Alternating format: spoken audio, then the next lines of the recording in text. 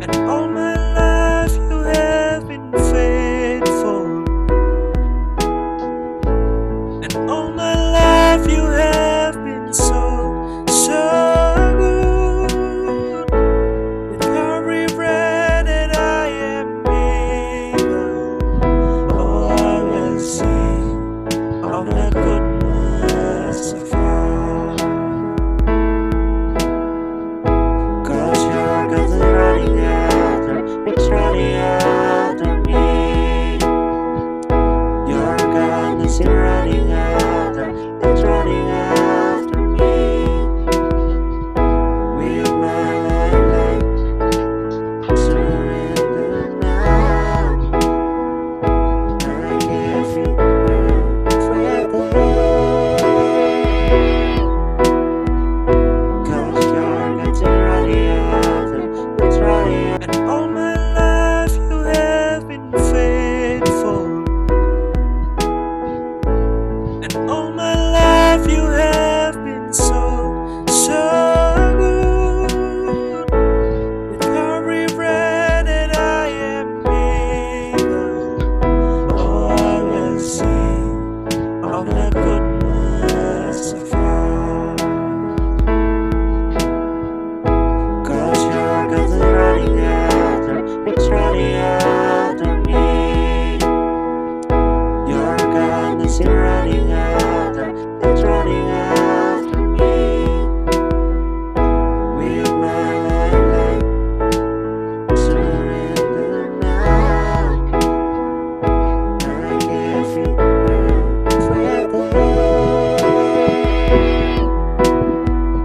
'Cause your God's running after, it's running after. And all my life you have been faithful. And all my life you have been so, so good. With every breath that I am able, oh, I will sing of the goodness of God. 'Cause your God's running after, it's running after me. Your God is running after, it's running after me. With my life, surrender now. I give you everything. 'Cause your God's running after, it's running after. And all my life you have been faithful. And all my life you have been so, so good. With every breath that I am able, oh, I will sing of the goodness of God. 'Cause your God's running after, it's running after me. Your God is running after, it's running after me. With my life, surrender now. I give. Nang unang taon ni Belshazzar na hari sa Babylonia ay nagtaglay si Daniel ng isang panaginip at mga pangitain ng kanyang ulo sa kanyang higaan. Nang magkagayoy kanyang isinulat ang panaginip at isinasaysay ang kabuuan ng mga bagay. Si Daniel ay nagsalita at nagsabi, "May nakita ako sa aking pangitain sa kinakagabihan, at narito ang apat na hangin ng langit ay nagsisihip sa malaking dagat." So ano tong four winds of the heavens through upon the sea? So ito yung tinatawag dito na denotes strife, political commotion, and wars. So ito yung pagkahati-hati, political commotion, at saka yung giyera So ano naman ang ibig sabihin ng Great Sea o isang dagat, no? Ang nagsiahon sa mula sa dagat. Ito yung mga tao, wika, no? People's language and nations. Mga tao, mga lingwahe at bansa. Sa pangatlo, ang apat na malaking hayop na nagkakaiba ay nagsiahon mula sa dagat. So ito yung apat na magkaibang mga hayop na nagsiahon sa dagat na kung saan ang dagat ay yung mga tao bansa. Ang una ay gaya ng leon sa pang-apat at may mga pakpak ng agila. Aking minasdan hanggang sa ang mga pakpak niya ay nahugot at ito'y naitaas mula sa lupa at pinatayo sa dalawang paa ng gaya ng isang tao at puso ng tao ang nabigay sa kanya. So makita natin dito, ito yung sinasabi na the Great Babylon. No? It was a lion, it has eagle's wings, and finally a man's heart was given to it. The eagle's wings represent the rapid conquest of Babylon, no? Ito yung mga ang pakpak ng kuana, yung pagka nasa lakay nila ay kanilang natalo yung mga bansa. Deuteronomy chapter 28 verse 49, on the night of Belshazzar's feast, when he had wrought Babylon's dome on the wall, a man's heart was given to it. So ito yon ng panahon na may sulat kamay doon sa wall sa Babylon. So dito naman sa verse 5 sinasabi, sa panglima, at narito ang ibang hayop na ikalawa na gaya ng uso at lumitaw sa isang tagiliran at tatlong tadyang ang nasa kanyang bibig sa pagitan ng kanyang mga ngipin at sinabi ng mga ito, ang narito sa kanya, bumangon ka, manakmal ka ng maraming laman. Ang ikalima, another beast as chicken like a bird. So may tatlo siyang ribs, no, sa kanyang bibig. At ito yung na kangkir nila, the bear represented with the 3 ribs in each mouth. This symbolized the conquest by Medo and Persia of Babylon and Lydia and Egypt. So ito yung mga nakangkis nila na tatlong mga bansa. So makita natin naman sa 6, sa versikulo 6,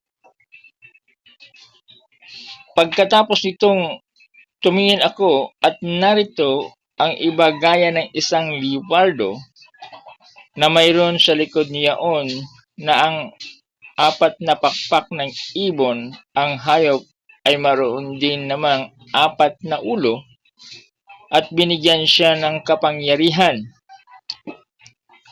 So ano dito sa number 6? Behold and beheld and lo another like a leopard which had upon the back of its 4 wings a foal. The beast had also 4 heads, and dominion was given to it. It is a Medo and Persia. After Babylon, Medo and Persia, and this is Gracia, a leopard. So, ang wings na sinasabi dito, it is the sweeping, no? The leopard was like, and its 4 wings represent unparalleled rapidity of movement. This was the truth of the great kingdom. The 4 heads are the 4 parts of the Grecian Empire divided after Alexander did among the his 4 leading generals, Cassander, Lysimachus, Ptolemy, and Seleucus. That was the 4 wings sweeping over there. conquest of some kingdoms, and these four leading generals, the four heads, Lysimachus, Cassander, and Ptolemy, and Antigonus. After this, sa pangpito, as sinasabi rito, pagkatapos nito, may nakita ako sa pangitain sa gabi, at narito ang ikaapat na hayop, kakilakilabot, makapangyarihan at totoong malakas, at may malaking mga ngipin, bakal, nananakmal at lumuluray, ay niyurakan ang kanyang mga paa, ang nalabi sa kaiba sa lahat na hayop na una sa kanya, at siya'y may 10 sungay. So ano itong hayop na sinasabi rito na may 10 sungay?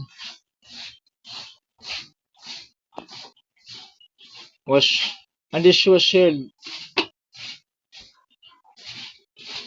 sa 10 sungay na sinasabi dito, no?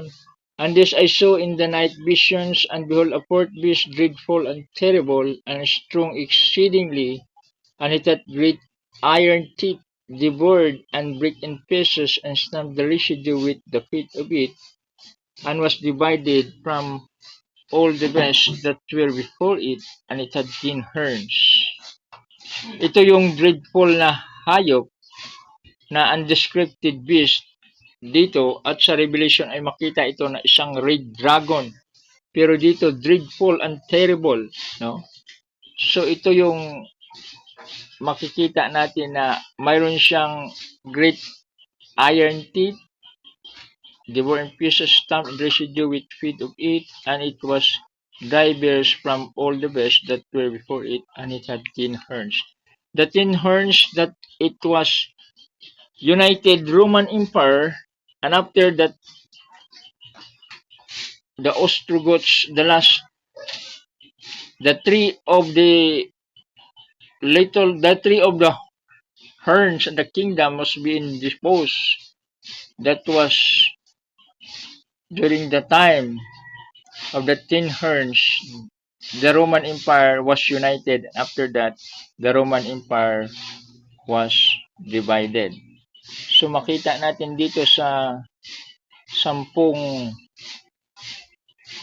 mga sungay, that was also the parallel of Daniel chapter 7, Daniel chapter 2, the parallel of dreams of Daniel in Amitalik, as the iron that was existed in 168 BC to 476 AD. Dreadful and strong, it had great iron teeth. This beast had 10 horns, representing the 10 toes of the image. The beast had 10 horns, representing the toes in Daniel chapter 2, the 10 divisions of Western Rome, no? Namely, the Alemanni, Ostrogoths, Visigoths, Franks, Vandals, Suevi, Burgundians, Heruli, Anglo-Saxon, and Lombards.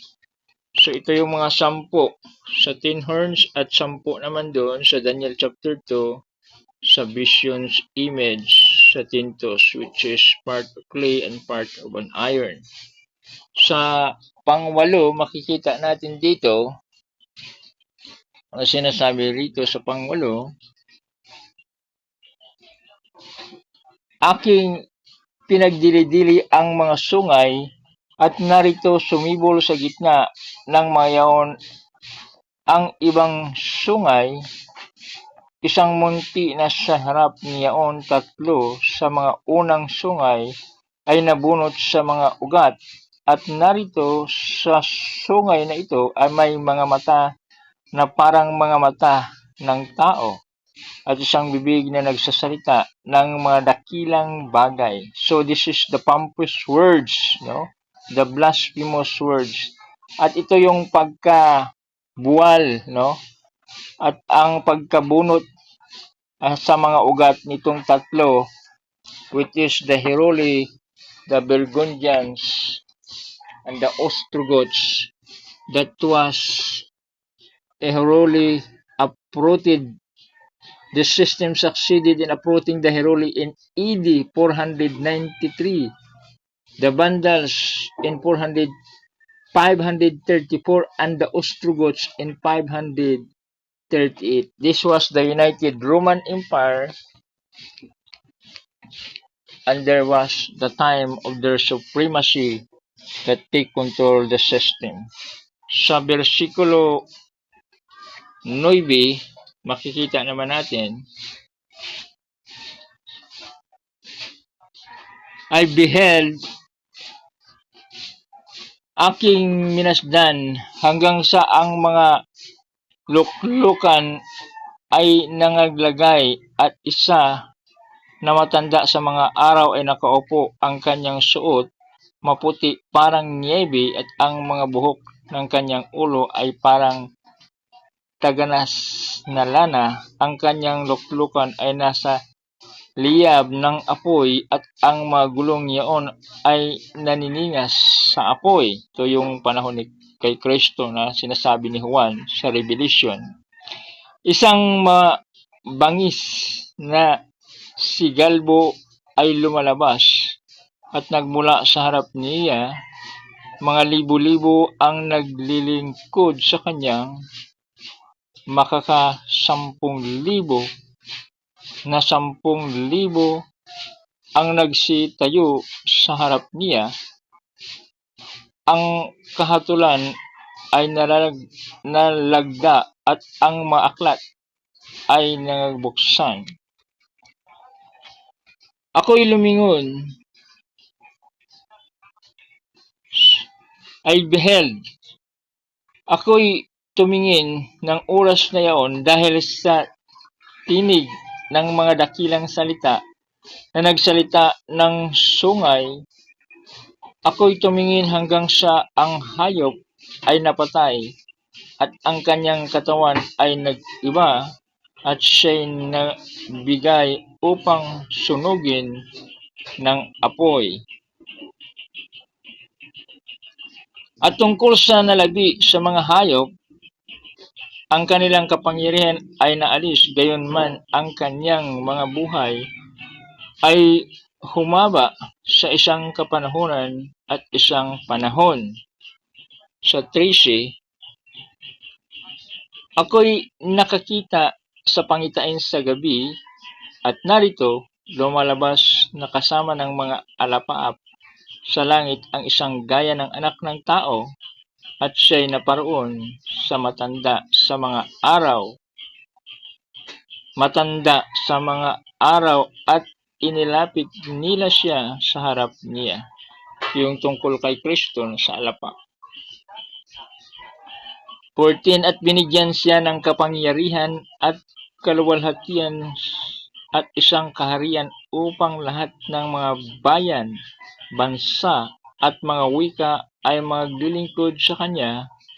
Ang kanyang kapangyarihan ay walang hanggang kapangyarihan na hindi lilipas at ang kanyang kaharian ay hindi magigiba.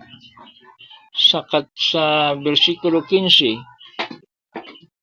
tungkol sa akin si Daniel, ang aking kalooban ay manglaw sa loob ng aking katawan at binaggabang ako ng mga pangitain ng aking ulo. Sa versikulo 16, ako'y lumapit sa isa sa kanila na nakita at itinanong ko sa kanila ang katotohanan tungkol sa lahat na ito. Sa gayoy kanyang sinaysay sa akin at ipinaaninaw niya sa akin ang kahulugan ng mga bagay. Sa 17, Ang mga dakilang hayop na ito na apat, ay apat na hari na nangangagbabangon sa lupa. Sa versikulo 19, ngunit ang mga banal ng kataas-taasan ay nagsisitanggap ng kaharian at aariin ang kaharian magpakailanman sa makatuwid bagay magpakailan-kailanman. Versikulo 19. Nang magkagayoy ninasa kong maalaman ang katotohanan tungkol sa ikaapat na hayop na kaiba sa lahat na yaon, na totoong kakilakilabot na ang mga ngipin ay bakal at ang mga kuko ay tanso, na nananakmal, lumalumuray ay niyuyurakan ang kanyang mga paa ang nalabi. At tungkol sa 10 sungay na nangasa kanyang ulo at isa sa sumibol sa harap niyaon na buwal ang 3 sa makatuwid bagay, yung sungay na may mga mata at bibig nagsalita na dakilang mga bagay na ang anyo ay lalong dakila kaysa kanyang mga kasama. So, ito yung sistema na kung saan ang mga 10 mga kaharian ay napaloob doon sa isa at itong isang sungay ay naipalagay sa 10 na kung saan itong sistema sa kaubuhan ay united sila at mas makapangyarihan siya dahil doon sa kanyang bibig nagsalita ng dakilang mga bagay at anyo ng lalong dakila sa kanila. Speak very great things, whose look was more stout his pillow. So, ito yung mga bagay na makikita natin ang kanyang pagkakapangyarihan.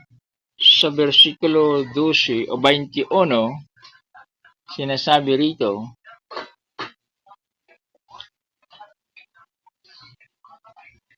ako'y tumingin at ang sungay din yaon ay nakipagdigma sa mga banal at nanaig laban sa kanila.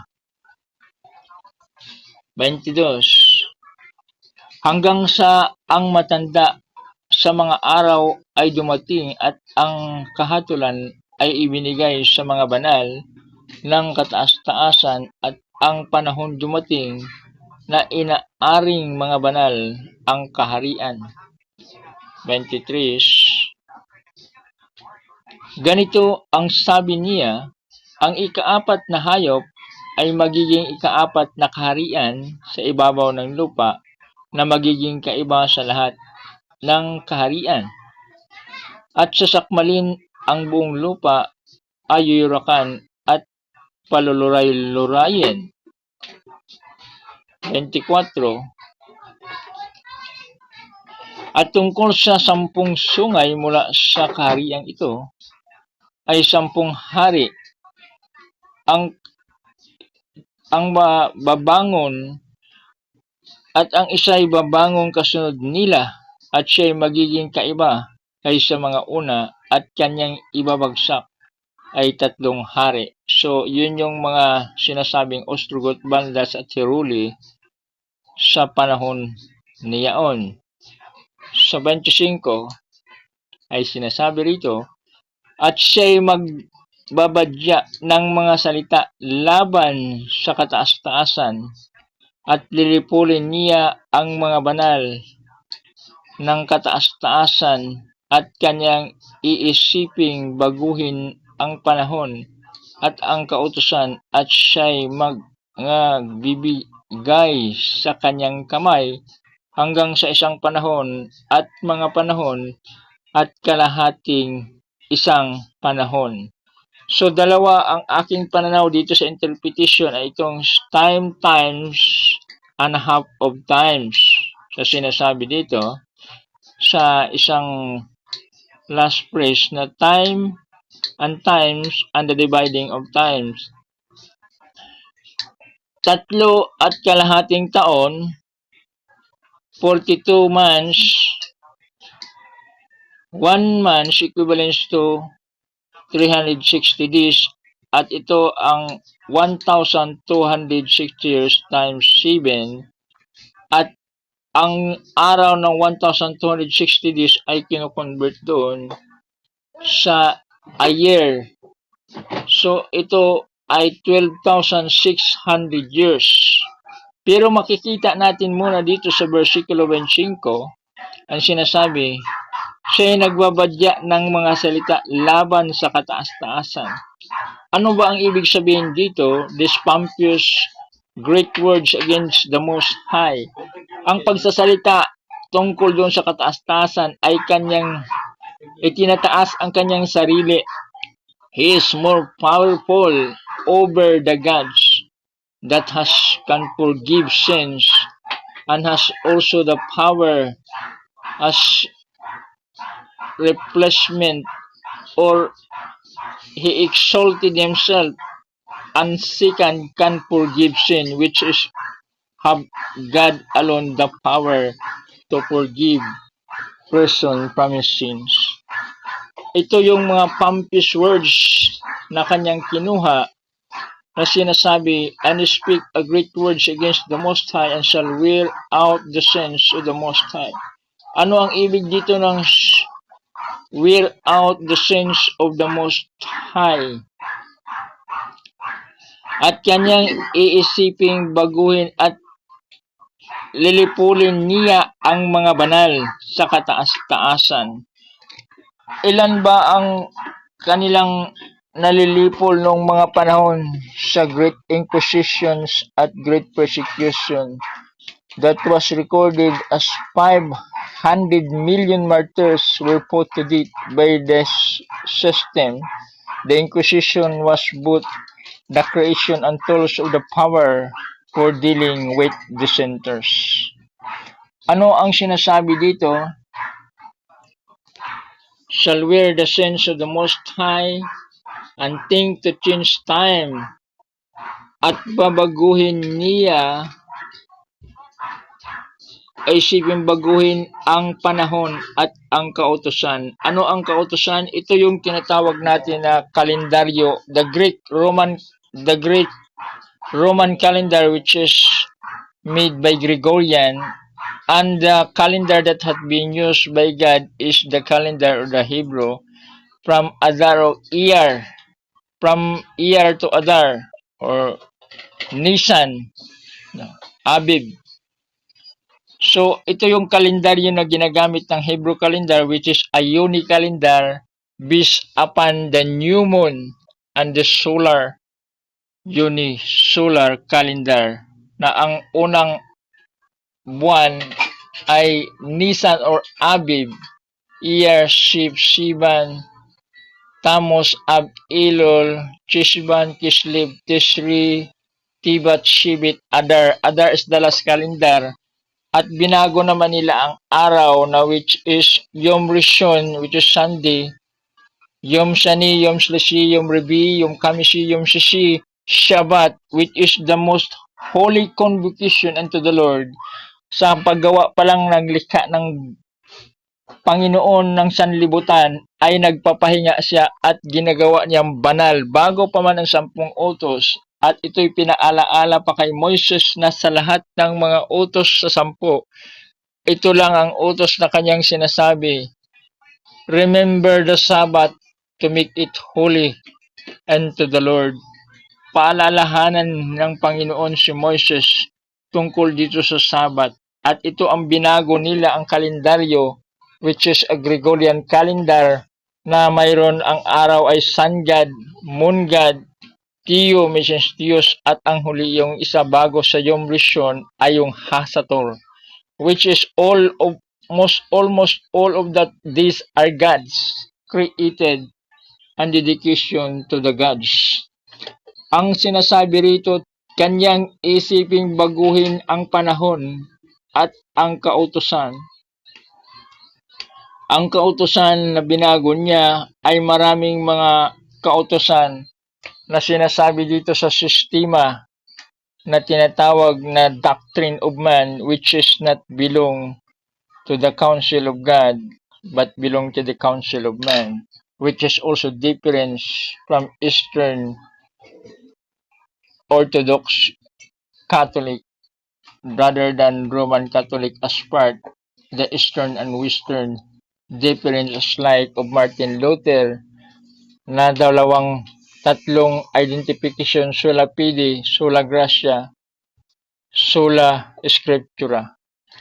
So, ang kanilang mga basyan ay magkakaiba dahil ang sinusunod nila ay ang sola scriptura o sola fide, sola gratia, which is based on the foundation of the Bible, and this system was based on the doctrine created by man. So, kanilang ginagawa at kanilang sinisilyuhan ang paggawa nito at binago nila ang araw ng Panginoon, which is Holy Convocation into the Lord. At sila ay nangagbigay sa kanyang kamay hanggang sa isang panahon, sa mga panahon at kalahating isang panahon. So ito yung competition nila na 42 months, which is 3.5 years na also relevant sa Revelation, at 8 times ang 3.5 years converted ito 1,260 days. So ito yung years ng supremacy sa 538 years and ended in 1798.